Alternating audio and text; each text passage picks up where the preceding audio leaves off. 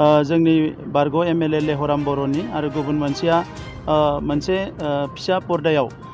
माखासे एन्टारटेनमेन्ट खालामनाय तेलसुरा होननाय तामुलपुरनि सासे रुंसारि जादोंमोन बिथांनि खाम्फाखौबो बेखेवदों आरो बेजों लोगोसे दिनै बेवहाय इयुथआ फुटबल गेलेनाय मोनसे बादायलायनाय लादों दिनैनिफ्राय बियो तामुलपुर जिल्लायाव सोलिगोन बेखौबो बेखेवनाय जाबाय दा आङो मिजिंथिदों जे बयबो गावबा गावनि खामानियाव मुखुब जायोबा जोंनि ओनसोला जोबोद जौगानो हागोन आरो बेनिखायनो इयुथफोरखौ आङो मोजां खामानियाव आखाइ होनो थाखाय आं खावलायदों जों रांखान्थि जौगानाय समाज जौगानाय गेलेनाय हारिमु गासैबो बिथिङाव जों बयबो बाहागो लायोबासो जोंनि ओनसोला जौगालांनो हागोन आं बेखौ फोथायो। गेलेमु बिथिङाव जोङो दायो जोंनि सरकारनिफ्राय काउन्सिल फुटबल लीग मोनसे खालामनो थांगासिनो दङ मानोना जोंनि ओनसोलाव गोबां गेलेग्रा गेलेगिरिफोर दङ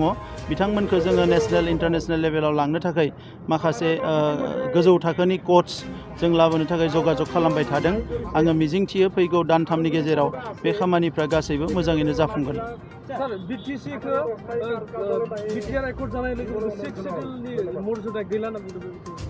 बेबायदि जेबो गैया सिक्स सिडुलनि मर्यादाया आरो गोजौआवसो थांबावदो जाय बुंदो बिथाङा हयथ' स्टाडि खालामाखै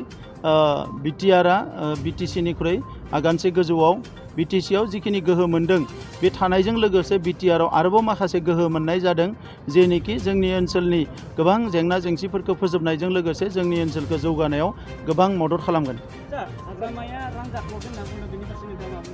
आङो साबायखर बावदों हाग्रामा बिथांनिसिम जोंखौ बेबायदि बुंनायनि थाखाय नाथाय बिथांखौ आङो प्रुफ होनो थाखाय खावलायदों जे बिथाङा बबेयाव रां जाख्ल'दों मादों बिनि प्रुफ होनांगौ नाथाय बिथांनि समाव जे 2900 रां दाहार जानानै दङ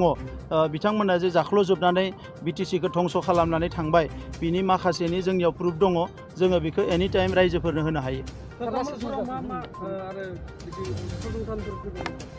गोबां फसंथानफोर फैगोन लासै लासैनो बिटिआर रेकर्डआव थानाय गासैबो फसंथानफ्रा लासै लासै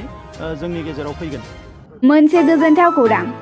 गोजोननि नोगोर क'क्राझाराव थानाय बाजार इन्डिया आरो MRM हस्पिटाल साखाथियाव बड'लेण्ड थेरापिस्ट सेन्टाराव थुब्ला ब्रह्मआ गुबुन गुबुन रोखोमनि सानाय सुनाय गोनां सुबुंफोरनि थाखाय फाहामथाय होनाय जायो जेरै जान्जि सानाय हान्थु सानाय गोदोना सानाय आदै सानाय आफादावदै सानाय जानजि जरा सानाय खर' सानाय सिनस्रि जरा सानाय बैफोरबायदि सुबुंफोरनि सानायफोरखौ फाहामथाय होबोगासिनो दं। सोरबाफोर बे बेरामाव गोग्लैनाय सुबुंफोरा बे खाबुखौ लानो हागोन। गोबां मिन्थिनो थाखाय नैबे जानबुं नङाव फन खालाम 9974030738।